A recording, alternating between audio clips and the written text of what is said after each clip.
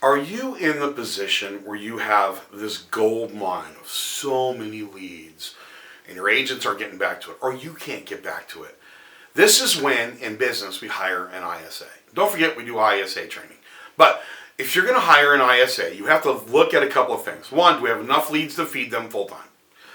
Number two, make sure that we have some kind of auto dialer, like a Mojo, if you're not using any of the major websites that have that built into it. Okay? We use a Mojo and we use a BombBomb delivery system for videos. You create the library and then you can drip through there. Okay? So we upload into Mojo. We're doing the auto dials 3 rings at a time. One answers, hangs up the other 2. We're doing our information on it. If we're leaving messages, then we can tag them as messages and then send a video through BombBomb or through your system that goes out to them. This is a lot of work, people. This is a lot of work. And as you grow and as your lead count grows, this is when we need to hire an ISA. Okay? So we have several teams that are doing, we'll say, 600 plus transactions a year.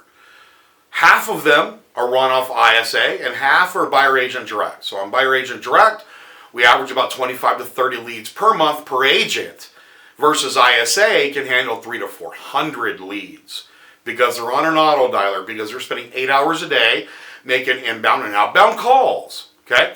So when you look at doing the ISA 1, even if it's off-site, they're part of your team.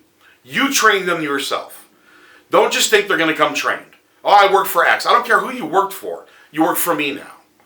So you have to train them. Number 2, they have to be in your team meetings. They have to call in. I really like Skype if possible. But if they can call in, they can call into the meetings, right? And make sure they're in their team meetings. Make sure you're still doing your one-on-ones with them.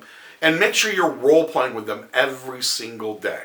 Now, when you get an ISA, that does not relieve your agents from doing their minimum expectations of being an agent on the team. And that is prospecting 1 hour a day, 25 follow-up emails, 10 texts, and 5 handwritten note cards, right?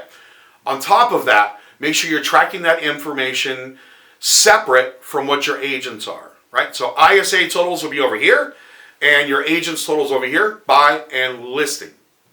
So you want to grow your business. It's very inexpensive. A lot of them you can pay minimum wage and a per file, per appointment. I don't like per appointment. I like per closing technically.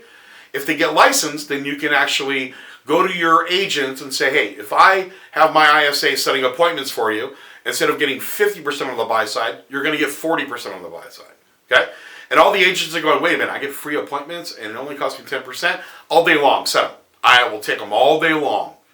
Now we take that 10%, it covers the minimum wage, covers the bonus for the ISA, and makes a little profit center back into the company that we can then put back into lead gen. See how this business cycle goes? It's a little step at a time, little step at a time, little step at a time. All right? So again, we offer ISA training. I'm not here to sell coaching for clients and non-clients. So if you're interested, you can give us a call. But remember, number one thing, an ISA is on an island. You have to make sure that you're talking to them a lot, that you're training them a lot, you're giving them resources, include them in the team events, include them in the team meetings, because they have to be a part of the team, no matter if they're in the Philippines, Morocco, or sitting in your office. All right? God bless us. Go grow your company.